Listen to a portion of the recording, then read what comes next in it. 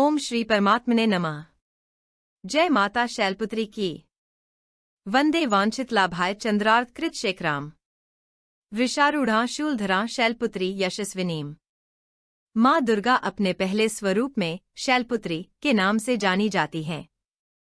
पर्वतराज हिमालय के वहां पुत्री के रूप में उत्पन्न होने के कारण इनका यह शैलपुत्री नाम पड़ा था।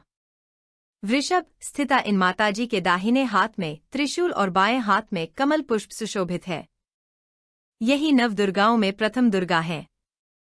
अपने पूर्व जन्म में ये प्रजापति दक्ष की कन्या के रूप में उत्पन्न हुई थीं। तब इनका नाम सती था। इनका विवाह भगवान शंकर जी से हुआ था। एक बार प्रजापति दक्ष ने एक बहुत बड़ा यज्ञ किया।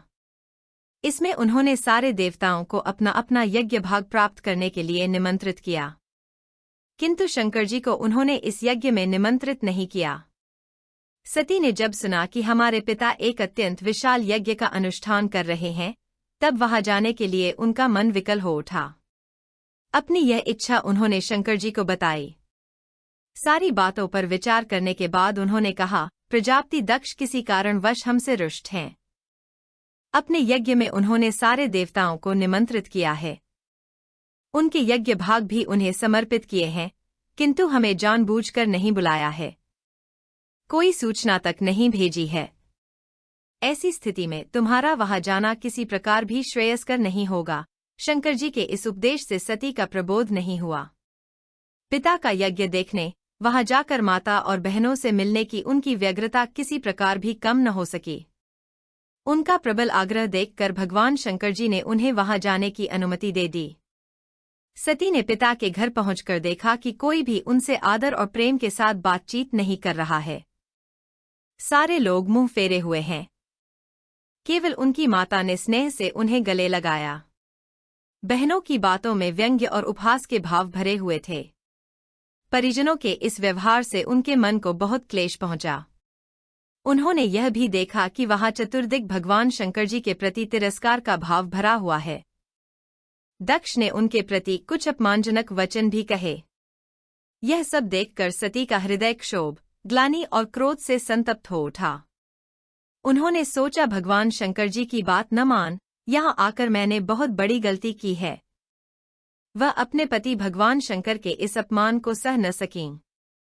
उन्होंने अपने उस रूप को तत्क्षण वहीं योगाग्नि द्वारा जलाकर भस्म कर दिया। वज्रपात के समान इस दारुणोद्भव घटना को सुनकर शंकर जी ने क्रुद्ध हो अपने गणों को भेजकर दक्ष के उस यज्ञ का पूर्णतः विध्वंस करा दिया। सती ने योगाग्नि द्वारा अपने शरीर को भस्म कर अगले जन्म में शैलराज हिमालय की पुत्री के रूप में जन्म लिया। इस बार वह शैलपुत्री नाम से विख्यात हुई। पार्वती, हेमवती भी उन्हीं के नाम हैं। उपनिषद की एक कथा के अनुसार इन्हीं ने हेमवती स्वरूप से देवताओं का गर्वभंजन किया था।